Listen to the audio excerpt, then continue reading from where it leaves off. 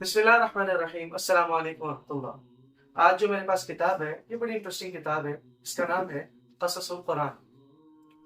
قرآن شریف کو سمجھنا یہ تو ہماری فطری ذمہ داری ہے بحیثیت مسلمان۔ ہمیں چاہیے کہ ہم قرآن شریف کے مطلب کو سمجھیں، اور قرآن شریف کے جب مطلب کو دیکھا جاتا ہے تو قرآن شریف میں جہاں دینی احکام موجود ہیں وہاں بہت سارے قصے موجود ہیں، انبیاء کرام کے قصے موجود ہیں، اور ان قصوں سے سبق سیکھنا، ان قصوں سے فائدہ اٹھانا یہ ہماری بنیادی ذمہ داریاں ہیں اگر ہم قرآن شریف کو سمجھ لیں۔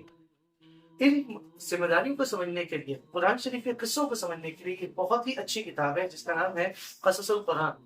یہ کتاب علامہ حفظ الرحمان سرگاروی رحمۃ اللہ علیہ نے لکھی تھی، اور یہ بڑی انٹرسٹنگ کتاب ہے۔ اس میں تمام انبیاء کرام کا جو کا ذکر قرآن شریف میں ہے، ان انبیاء کرام کے واقعات لکھے، اور نہ صرف واقعات لکھے ہیں بلکہ ان کے اوپر بہت اچھی ریسرچ بھی موجود ہے۔ مثال کے طور پہ یہاں طوفان نوح کا ذکر ہے۔ حضرت نوح علیہ السلام پہ طوفان آیا، یہ سب کو معلوم ہے کہ وہاں پانی کا طوفان آیا تھا، اور موجیں اتنی بلند ہوئی کہ پہاڑ تک بلند ہوئی، اور پھر ان کا بیٹا جو ہے وہ ایک پہاڑ میں کی طرف چڑھتے ہوئے غرق ہو گیا۔ لیکن سوال یہ پیدا ہوتا ہے کہ کیا یہ سیلاب علاقائی تھا یا عالمی تھا؟ کیا صرف کسی علاقے میں، دریا دجلہ اور فرات کے علاقے میں آیا ہے، یہ ساری دنیا میں آیا تھا؟ تو یہ والی انفارمیشن، اور خاص طور پہ اگر وہ آیا تھا تو کیا اس کا کوئی سائنٹیفک ایویڈنس ہے؟ اتنا بڑا سیلاب آیا تھا تو اس کی کوئی جیولوجیکل والوں نے کوئی انفارمیشن ڈھونڈی ہے کہ یہاں سیلاب کے اثرات موجود ہیں؟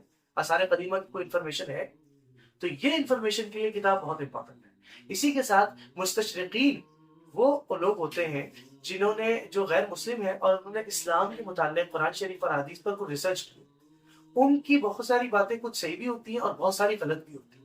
تو خاص طور پہ وہ چیزیں جو انہوں نے لکھی ہیں وہ کتنی صحیح ہے، کتنی غلط ہے، کتنی ان کی ویٹیج ہے، اور وہ کہاں کہاں غلط ہے، ان کے کیا کیا جوابات ہیں، یہ دو باتیں اس کتاب میں خاص طور پہ موجود ہیں۔ یہ بہت اچھی کتاب ہے، خاص طور پہ ان لوگوں کے لیے جو قرآن شریف کے قصوں کو بہتر طریقے سے سمجھنا چاہتے ہیں۔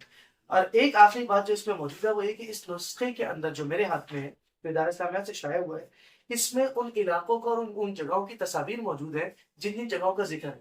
مثلا اگر ملکہ سبا کا ذکر ہے تو وہ علاقہ کہاں ہے، قوم سبا کا ذکر ہے تو اس کی تصویر کہاں ہے، یا طوفان نوح کا ذکر ہو رہا ہے تو اس کی ڈائیگرامز کہاں ہیں، اس کے پکچرز کہاں ہیں، یہ چیزیں اس کتاب میں موجود ہیں۔ اچھی کتاب ہے، اس سے ضرور فائدہ ہوتا ہے۔